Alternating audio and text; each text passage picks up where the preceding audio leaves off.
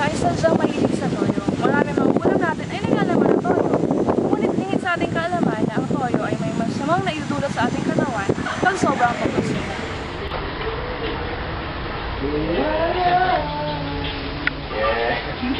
Parang sampurado.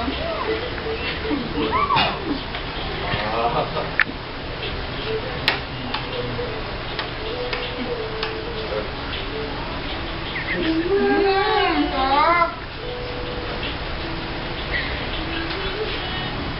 Sarap talaga kumain, lalo na pag may toyo.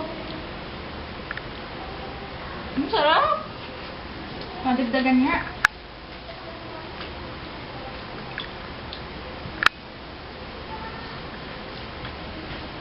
Yan. Ubus ko na. Sarap.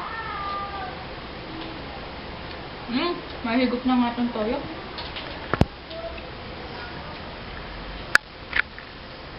So, paano ka nag-learn ng cancer? Sabihin mo, bakit ka nag-learn ng cancer?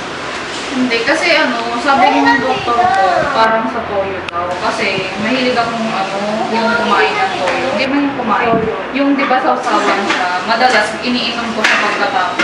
Iniinom mo toyo? Masarap kasi. Tapos yung di ba, yung iba sinasabaw. Sinasabaw ko din siya sa pan. Yung mahilig talaga ako sa toyo. Ang soy sauce products ay meron tinatawag natin PMCPD or monochlorophate. Pag mataas ang level ng PMCPD sa toyo, ay maaaring magdulot ng pagkapao sa lalaki pati na cancer.